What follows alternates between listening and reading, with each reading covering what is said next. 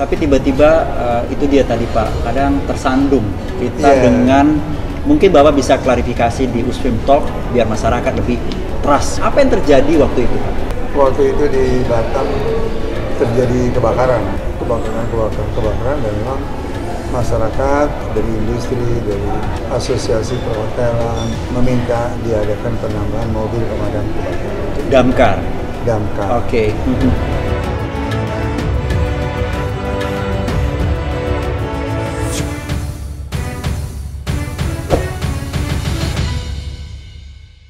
Baik, di segmen kedua ini masih di Usfim Talk Trust, dan yang pasti Anda saat ini seperti apa ketika level seorang Ismet Abdullah bertengger di posisi gubernur ini menyusul kita terpecah, dan yang pasti hadir lagi provinsi baru namanya Provinsi Kepulauan Riau.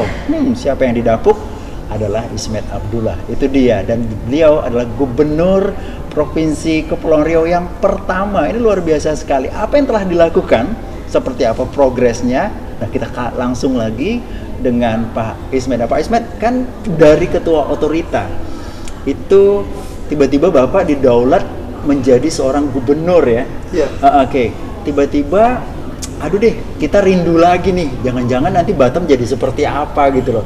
Nah, dalam frame Bapak jadi gubernur gitu, apa yang skenario yang Bapak lakukan sehingga ini kan cakupannya tidak Batam lagi nih, meluas di ranah Kepulauan Riau sampai ke Anambas, sampai ke Natuna, Tarempa gitu. Ini paling banyak nih. Apa yang Pak Ismet awal lakukan ketika menjadi gubernur waktu itu? Jadi singkat ceritanya adalah kawasan ini bergejolak ingin memisahkan diri dari Provinsi Indo. Iya, Riau. Dengan Riau. Oke. Kita berjuang bersama-sama. Ya. Dan alhamdulillah pemerintah pusat mendukung, dan pada tahun 2004 Presiden Megawati memberikan mandat kepada saya untuk menjadi pejabat gubernur. Oke. Pemikirannya adalah kita ini memiliki kepulauan yang indah sekali, benar. banyak indah dan potensi hasil lautnya luar biasa. Pulau-pulau kita ini indahnya lebih bagus, lebih indah daripada Maldives di selatan India itu. Iya. Semua bilang begitu. Nah, jadi yang kita harus kembangkan jangan Batam saja, tapi juga pulau-pulau lainnya. Benar. Itu harus menjadi satu kesatuan. Nah, itulah makanya pemerintah pusat meminta saya menjadi pejabat gubernur pertama kali 1 tahun, kemudian tahun 2005 ada pemilihan kepala daerah pertama kali. Ya. Pilkada langsung pertama kali di Indonesia, saya diminta masyarakat ikut, alhamdulillah terpilih sampai 2010, misalnya 5 tahun. Ya. Jadi disitulah kita mulai membangun kawasan ini menjadi kawasan yang tertarik, yang menarik. Benar. Dan akhirnya tumbuh beberapa resort yang berkelas internasional. Benar. Seperti Pulau Nikoi, Pulau Cempedak, Lago Bintang. Kemudian Lago sudah lebih dulu, tapi akhirnya ditingkatkan lagi oleh investornya. Dan kemudian Pulau Bawah di Anambas, juga berkelas internasional. Dan kita bangun bandara di Letung, di Anambas. Ternyata Jemaja, Anambas, dan pulau-pulau lainnya luar biasa indahnya. Benar. Jadi banyak potensinya. Itu antara. Ya, infrastruktur terus dibenahi dan bahkan membuat rentang sejarah memindah alihkan ibu kota provinsi. Itu undang-undang. Benar. Undang-undang mengatakan disetujui Provinsi Kepulauan Riau, tapi ibu kotanya Tanjung Pinang. Iya. Akhirnya kita bebenah mempersiapkan ibu kota di Tanjung Pinang. Benar. Itu kawasan Dompak. Benar. Yang sekarang belum selesai. Iya. Masih banyak yang harus ditata. Sayang sekali belum diteruskan. Tapi membuat masyarakat sedikit terkesima Bapak ketika masyarakat merindukan nih sosok Pak Ismet ini, levelnya the next mungkin menteri ya. Kami merasa so I really appreciate seorang Pak Ismet mampu membranding posisi diri dan mengangkat marwah Provinsi Kepulauan Riau. Tapi tiba-tiba itu dia tadi Pak, kadang tersandung kita dengan, mungkin Bapak bisa klarifikasi di Usfim Talk biar masyarakat lebih trust kepada Anda. Tentunya Anda yang menyimak seperti apa. Apa yang terjadi waktu itu Pak? Waktu itu sederhana sekali. Jadi waktu itu di Batam terjadi kebakaran. Ya. Rata-rata 2 hari sekali. Kebakaran dan memang masyarakat dari industri, dari asosiasi perhotelan meminta diadakan penambahan mobil pemadam kebakaran. Damkar. Oke. Dan saya meminta tim deputi saya di Otorita Batam untuk membuat kajian. Kajian tersebut mengatakan karena keadaan darurat boleh dilakukan penunjukan langsung. Iya. Itu saja. Dan saya membuat taraf di situ. Tapi menurut KPK itu dianggap keliru. Iya. Padahal itu hasil telahan. Benar. Dari hasil staff analisa saya. semua. Hasil analisa dari staff saya. Saya hanya paraf saja. Oke. Nah itulah. Jadi tidak ada uang masuk, tidak ada, apalagi OTT, tidak ada uang masuk, tidak ada apa-apa, hanya paraf saja. Tapi mereka bilang ini menguntungkan orang lain. Apa perasaan Bapak waktu itu? Iya, nggak ada perasaan apa-apa, ya udah. Kita jalan aja terus. So must go on ya Pak? Iya, jalan. Nggak ada masalah.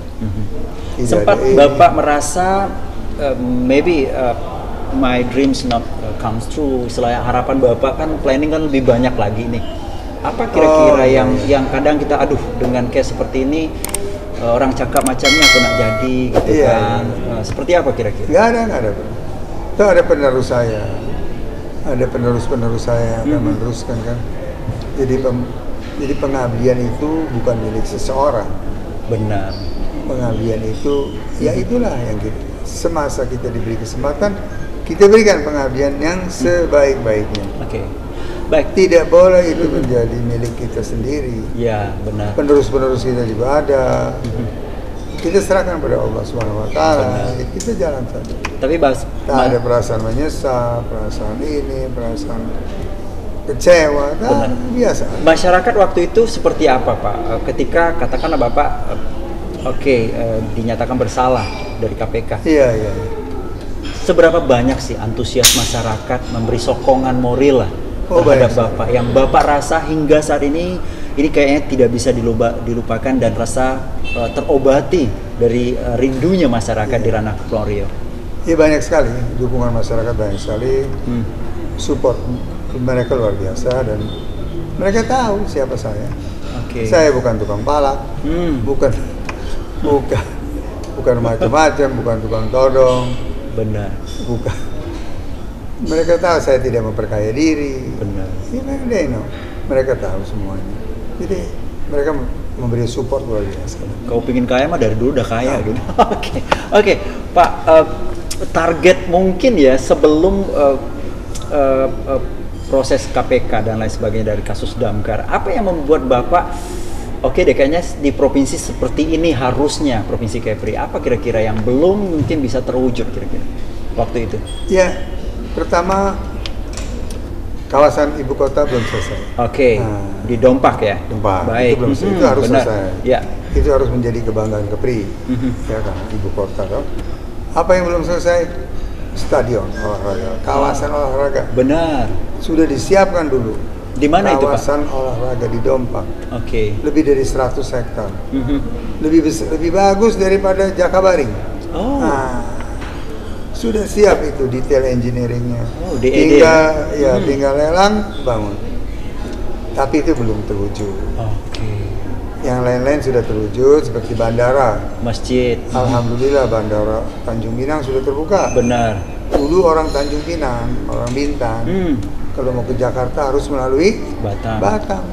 Naik ferry dulu ke Batam 1 jam. Sampai di Batam pesawat udah pergi. Mesti nginap lagi di Batam. Oke. Jadi sekarang aksesnya lebih cepat lagi. Akses terbuka. Itu dia. Bandaranya panjang. Pesawat berbadan besar bisa mendarat di Tanjung Pinang. Juga gedung airportnya juga bagus. Jadi sudah memadai lah. Ya, selevel ibu rumah kota. sakit yang besar-besar sudah dibangun. Jadi sudah universitas pun sudah dibangun. Itu dia. Akhirnya menjadi universitas negeri. Ya. Kita tak malu lah dengan provinsi lain karena punya universitas negeri. Oke.